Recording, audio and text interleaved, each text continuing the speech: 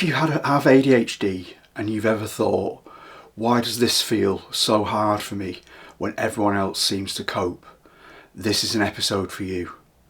And if you don't have ADHD but support someone who does, whether as a partner, parent, coach or professional, this episode will help you understand what's happening beneath the surface.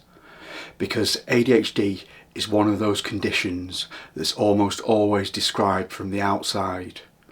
We hear about distraction, we hear about hyperactivity, we hear about procrastination and forgetfulness, but very rarely do we talk about what ADHD actually feels like to live inside.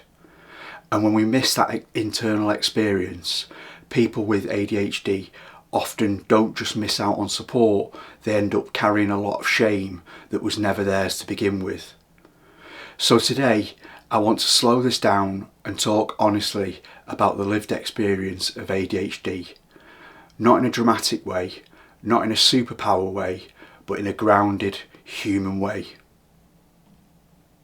ADHD is not what it looks like from the outside. One of the hardest things about ADHD is that it often looks like something else. From the outside, ADHD can look like laziness, carelessness, lack of motivation, not trying hard enough. But from the inside, ADHD often feels like trying all the time, caring deeply, and still falling short. That gap between effort and outcome is one of the most painful parts of ADHD. You can want something desperately, you can understand exactly what needs to be done, you can even feel the urgency, and yet something doesn't engage. Not because you don't care, not because you're incapable, but because the systems in your brain that support initiation, regulation and sustained effort aren't responding in that moment. This disconnect is incredibly difficult to explain to people who haven't experienced it. The invisible wall experience. A lot of people with ADHD describe a feeling that's hard to put into words. It's like standing in front of something important, knowing you need to move, and feeling unable to step forward. Almost like there's an invisible wall between intention and action. You're not relaxed, you're not indifferent, often you're anxious, frustrated, or internally shouting at yourself. That's why advice like just start or break it down can feel so invalidating. It assumes the problem is understanding what to do. For many people with ADHD, the problem isn't knowing, it's accessing the ability to begin with. ADHD is a regulation condition, not a motivational problem. One of the most helpful shifts in understanding ADHD is this. ADHD is not primarily a motivation problem, it's a regulation problem. ADHD affects how the nervous system regulates attention, energy, emotion, effort, focus over time. That's why ADHD can feel so inconsistent. You might have days when you're focused, productive and clear, and on other days everything feels heavy, small tasks feel impossible, and your brain feels foggy or overloaded. This inconsistency is confusing, not just for others, but for the person with ADHD themselves. You might think, why can't I do today what I did last week? What's wrong with me? Why can't I just push through? But ADHD doesn't respond well to pressure. It responds to supportive structure and reduced load. So what about the exhaustion that people don't see? Another part of ADHD that's rarely talked about is how tiring it is. Living with ADHD often means holding more in your head, constantly redirecting your attention, monitoring yourself, compensating for systems that don't work reliably. Even when things are going well, there's often a background level of effort that never fully switches off. This is especially true for people who are high functioning, intelligent, outwardly capable, because the world sees output but not the cost. Over time, this leads many people with ADHD to burnout, emotional exhaustion, or a sense of being permanently behind, even when they're achieving things on paper. Let's say a little about ADHD and shame. When ADHD is misunderstood, shame fills the gap. People with ADHD often grow up hearing messages like, "You're so capable when you try. You just need to be more organised. You have so much potential." These comments aren't usually meant to be harmful, but over time they create a story that says, if I'm struggling, it must be my fault. That internalised shame can become heavier than the ADHD itself. Many adults with ADHD carry a quiet grief for the years spent believing they were lazy, unreliable or broken instead of unsupported. So what about a lived experience perspective? Well, I want to share this from both a personal and professional lens.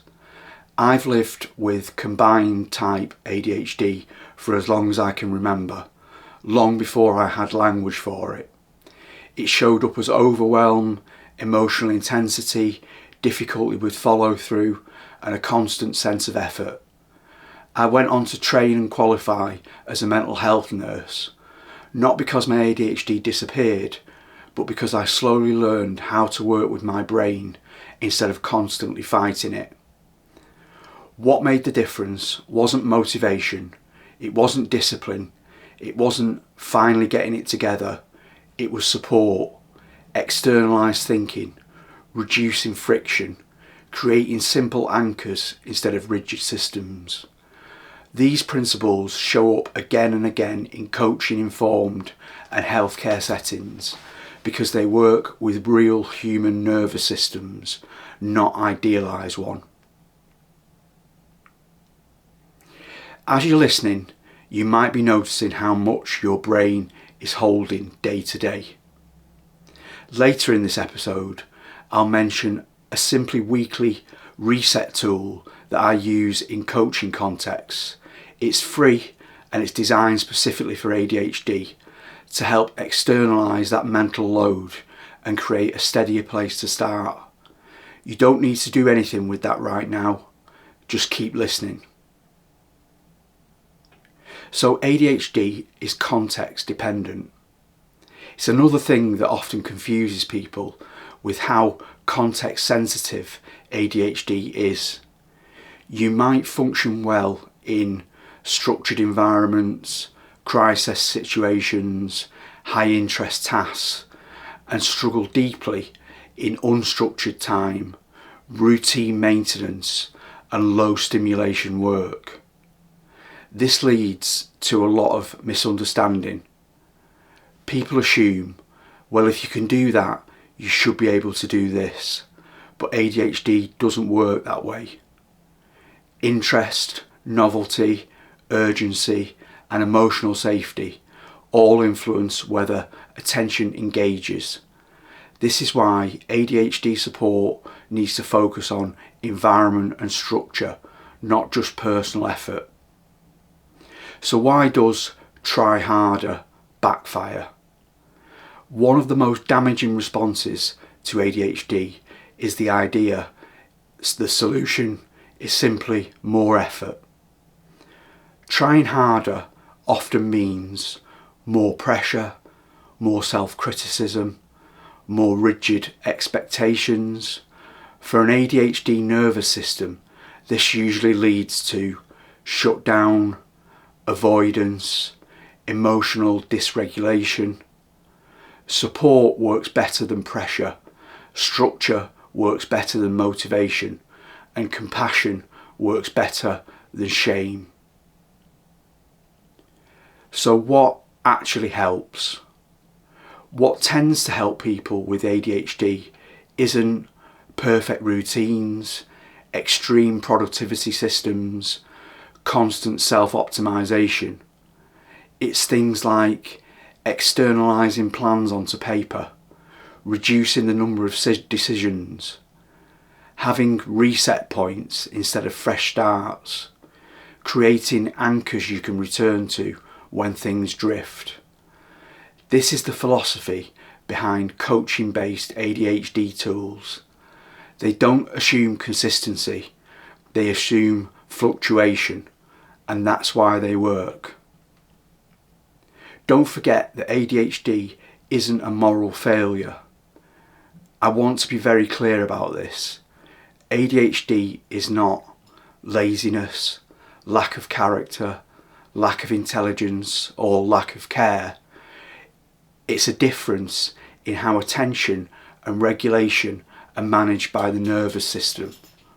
When people with ADHD receive the right kind of support, things often change, not overnight, but steadily. So if this episode has helped you feel seen, understood, or less alone, you don't have to hold all of this in your head by yourself.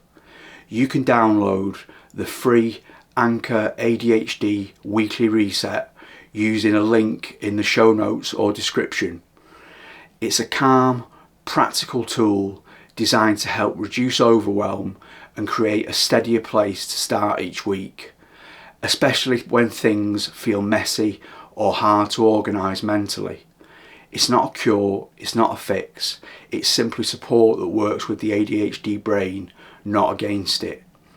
Take what's useful, leave the rest, and remember, if life feels harder for you with ADHD, it's not because you're failing, it's because you're human and your nervous system deserves support. I hope you've learned something interesting today, or it's opened your mind to some new concepts. We're going to be putting out 3 videos or so a week, 3 podcasts a week, all on subjects around ADHD and ADHD coaching. Do go to the description with the link for the weekly reset, and I hope you enjoy it. Until then, thank you.